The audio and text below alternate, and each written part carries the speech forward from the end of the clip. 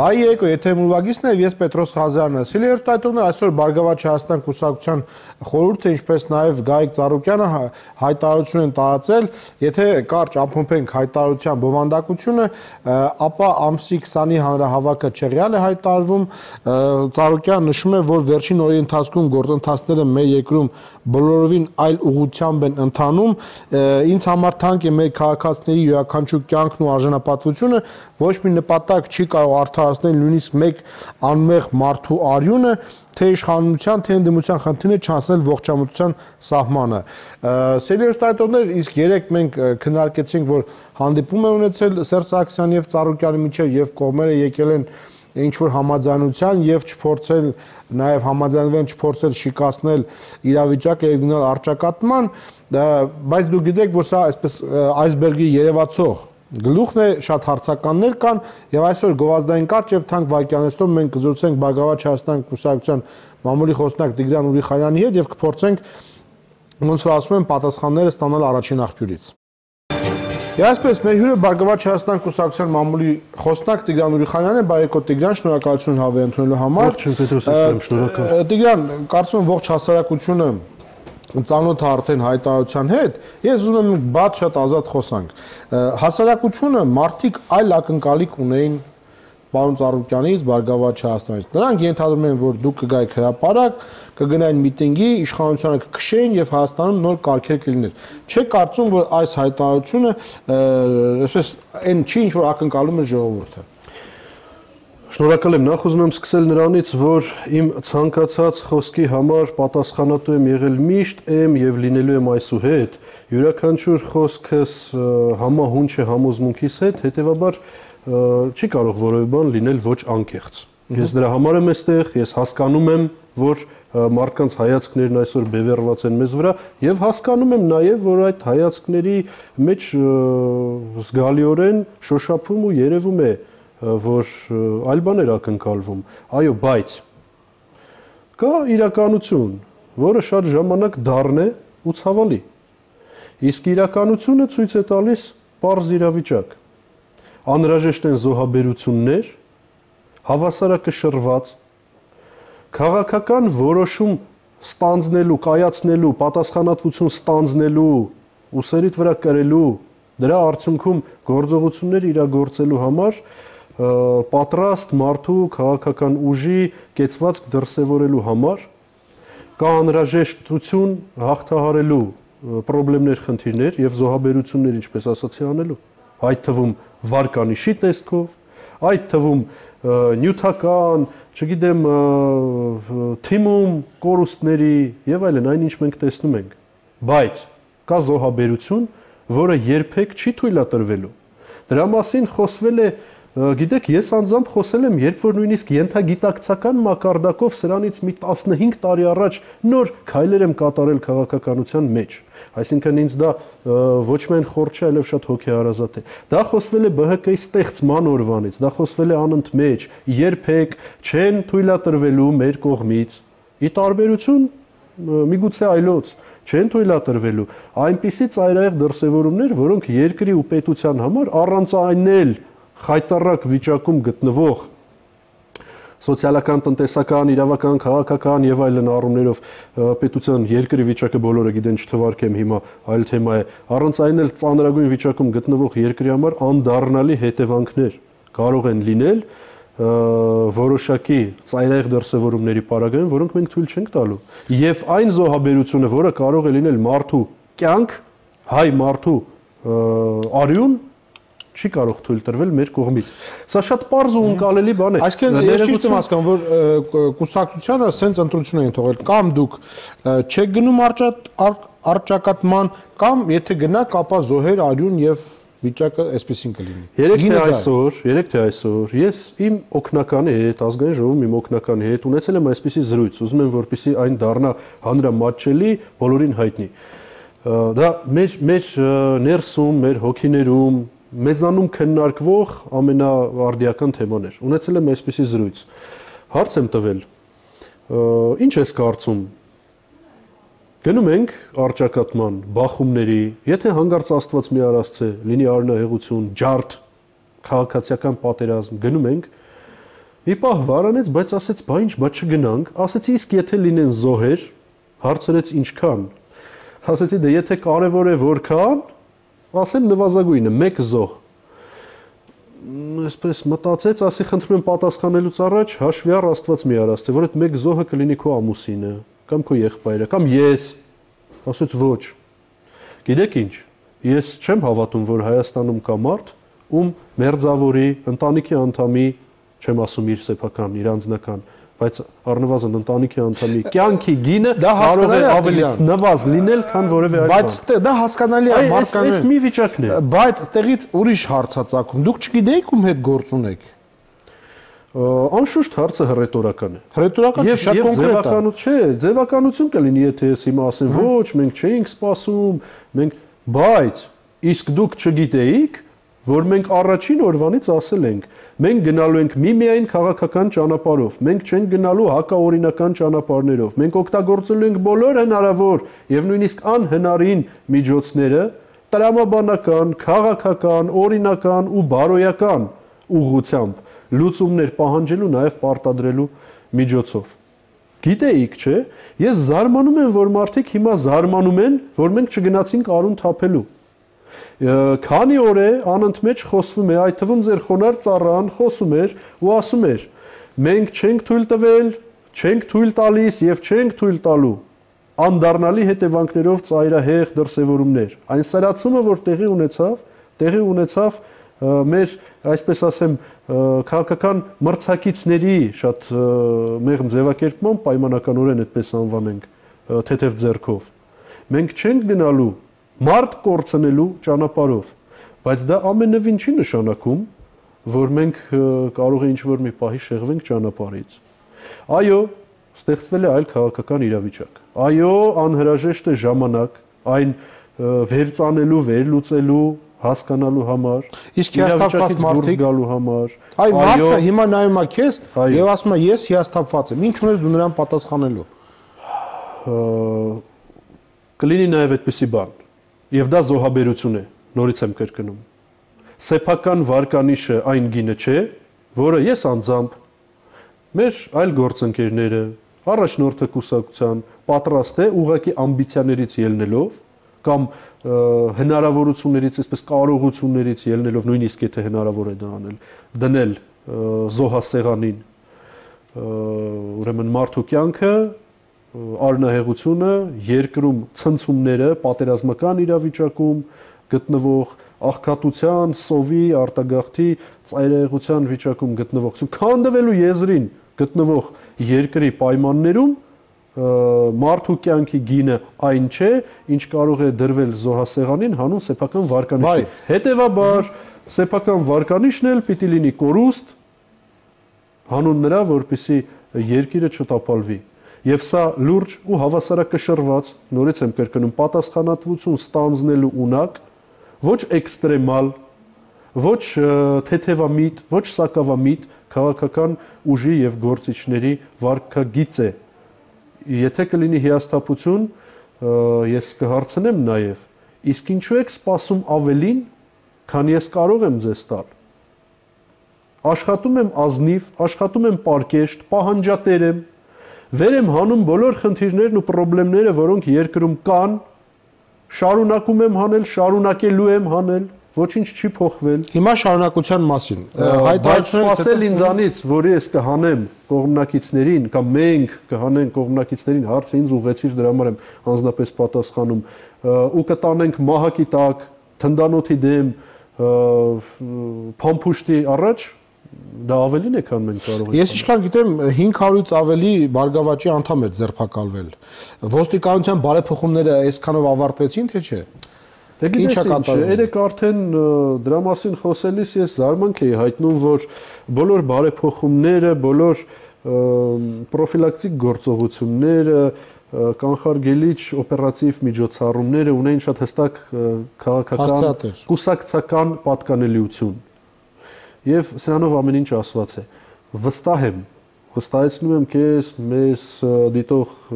բոլորին, որ ամեն ինչ բոլորի համար պարզ է ու հասկանալի։ Ցավում եմ, որ մարդիկ սպասում են ավելին, քան կարող է տեղի ունենալ այսօր, ճիշտ է, թե այլ ձևակերպում կարելի է տալ սխալ կամ ոչ արդարացված, այդ սպասելիքը դա էլ հարց է։ Դա էլ պետք է վերլուծել։ Էմոցիոնալ շարժառիթները չեն նշանակում, որ գործողությունների արդյունքը անպայման կբերի մարդկանց կողմից պահանջվածը։ Վերջին հաշվով մեր քաղաքացիները վստահ եմ առնահեղություն ու ցնցում չեն ուզում։ Ուկրաինա չեն ուզում։ Տարածքային եւ մարդկային կորուստ չեն ուզում։ Մարդիկ ուզում են լիարժեք ապրել։ Այո։ Եթե մենք կատարելու ենք գործողություն, որի արդյունքում մարդու գնողունակության,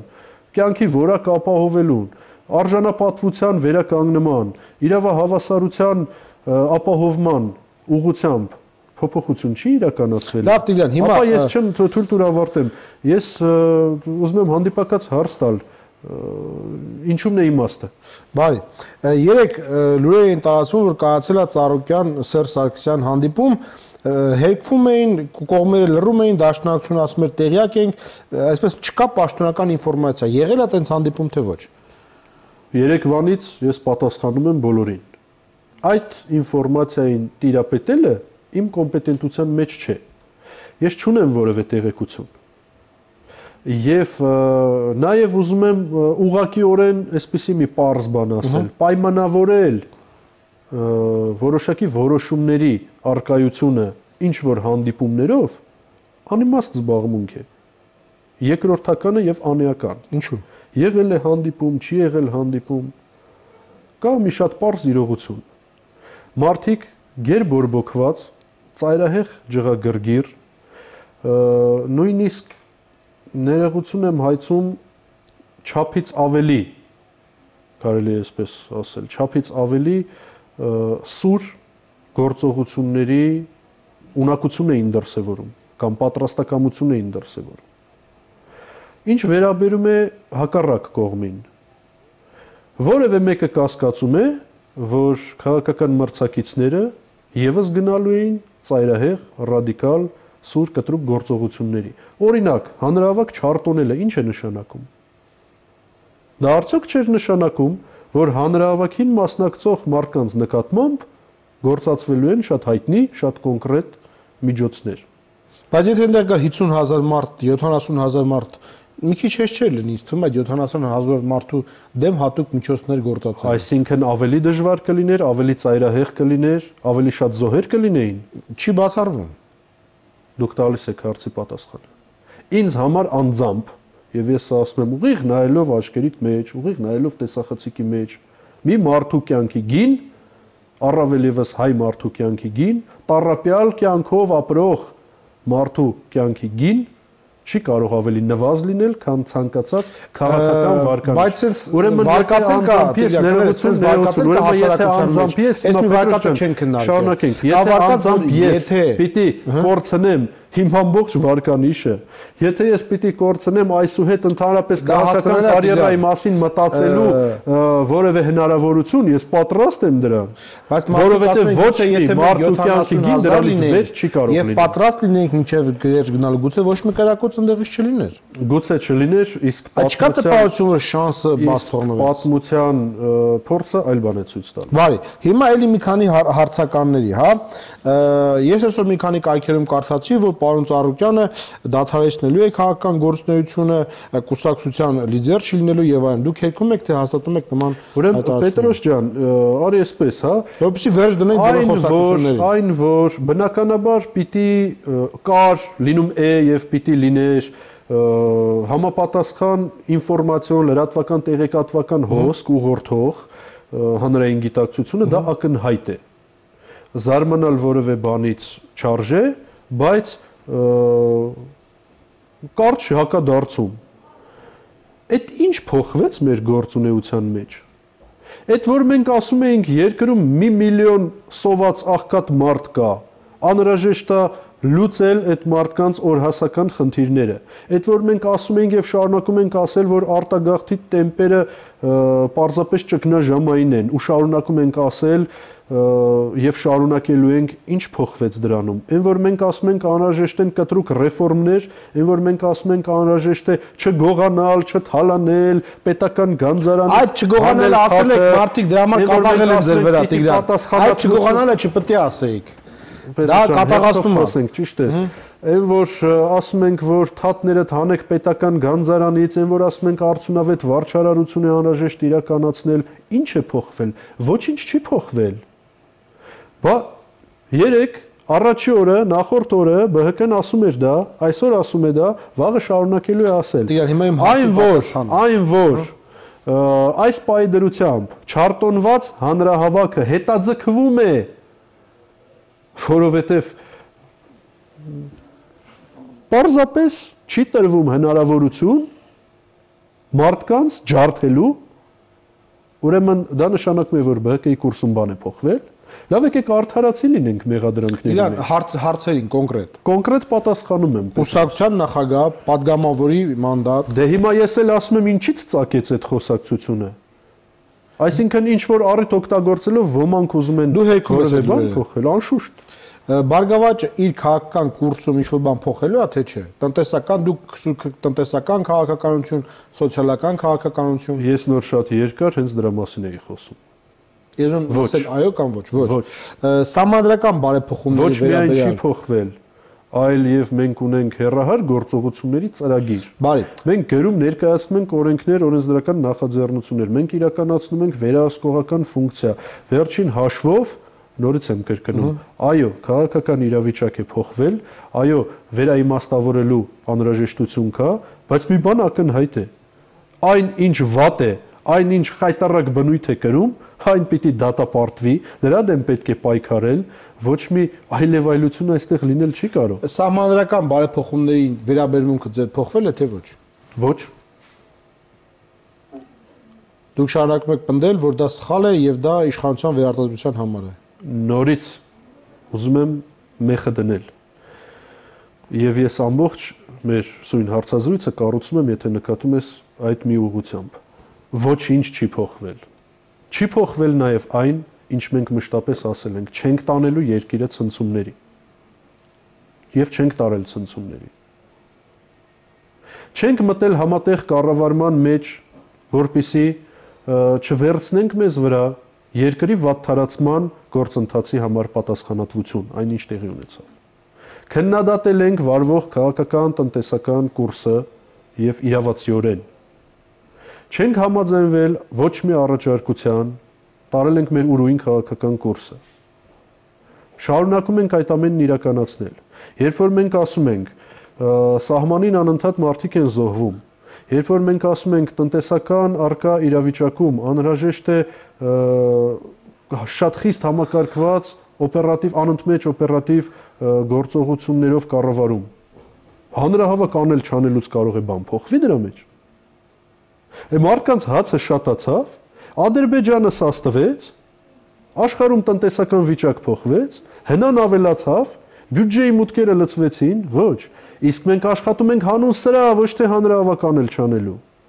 Հանուն դրա ոչ թե պաշտոն ունենալ չունենալու, հանուն դրա ոչ թե վարկանիշ ունենալ չունենալու։ Կներեք, ես առամարած ունեմ իմ անձնական վարկանիշը, այն պարագայում, եթե երկիրս ծաղկի, թող երկիրս ծաղկի, ես ապրեմ առողջ, առույգ եւ ուրախ, երեխաներս էլ լինեն ապահովված։ Ինձ բացարձակ չի հետաքրքրի ոչինչ, ոչ որևէ մեկի այլ մարդու քաղաքական վարկանիշ։ Սա է նպատակը։ Բարի, եւ վերջին հարցը, հանրապետականները այս իրենց այդ ագրեսիան եւ այլն հարցակումը բացատրում են, որ այդ ձեր կողմից եղել է անձնական վիրավորանք։ Եվ ասում են նաեւ Մոսկվայում ինչ որ եղել եւ այլն եղել է նման բան, թե չէ։ Մենք խիստ աչքի ենք ընկել։ Ես հասկանում եմ ինչ խոսակցությունների մասին եք հիմա հարցնում, երևի նկատի ունես նաև այ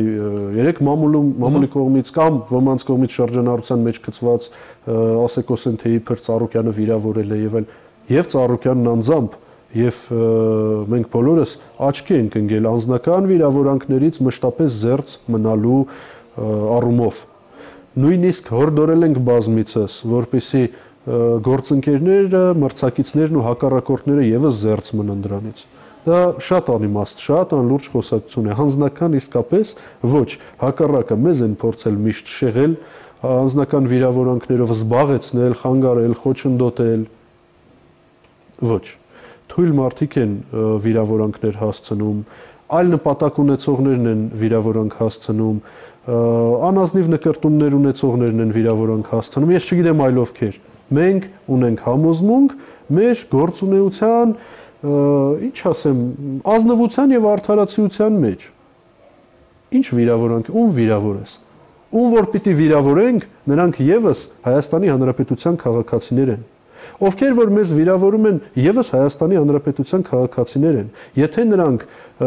մեղավոր չեն ու հանցագործ չեն, մենք ուզում ենք, որ նրանք եւս ապրեն ապահով, զարգացող, բարեկեցիկ, բարգավաճ Հայաստանում, այլ ոչ թե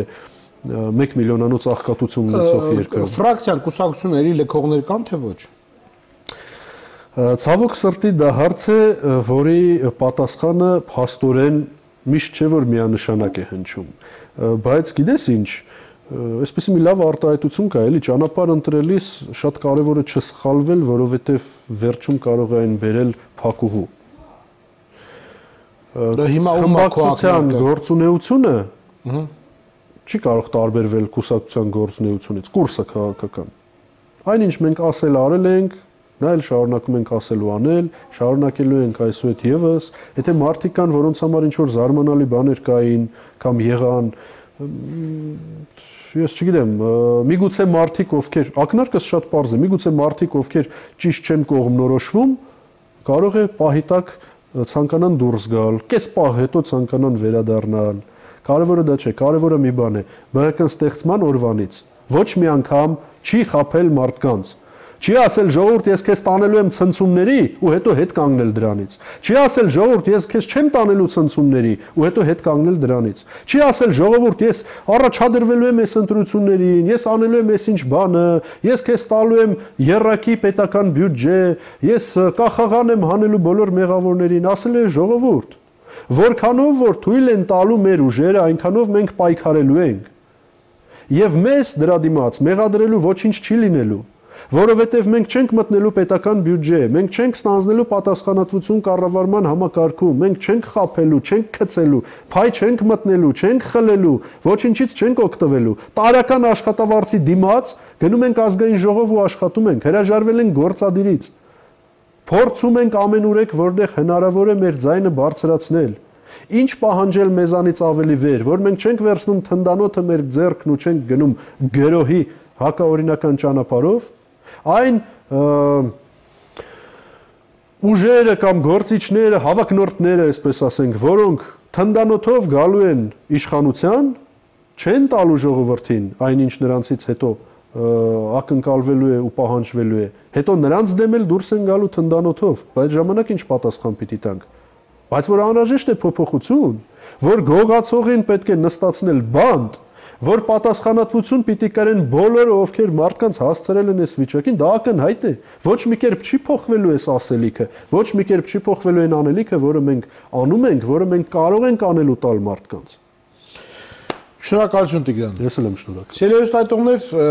մենք այսօր հաշվում էինք համատեղ եւ պարզվեց, որ մեր իշխանությունները բարեփոխումների եւ չարիքի դեմ պայքարի շրջանակներում 500-ից ավելի Բարգավաճ Հայաստան կուսակցության անդամների են ձերբակալել, համաձայնեք աննախադեպ ֆանտաստիկ թիվ է, նույնիսկ 96-ին, 2004-ին, 3-ին, 2008-ին նույնիսկ այդքան թվով մարդիկ չէին ձերբակալել, հուսանք, որ այս բարեփոխումները իշխանությունը կշարունակի եւ ես վստահ եմ, որ մեր գերագույն իշխանությունը, որը խոսք է տալիս, որ պետք է պայքարի քաղաքականության մեջ տգիտության եւ կրիմինալի դեմ, իր պայքարը կտանի մինչև վերջ եւ այդ պայքարի արդյունքները մենք կտեսնենք լիարժեք եւ ամենուր, այլապես դա կլինի ոչ թե արդարություն, այլ քաղաքական ուղակի բռնաճնշում, չնայած ինչի մեջ մեղադրես եւ ինչու։ Մենք կհանդիպենք ցտեսություն։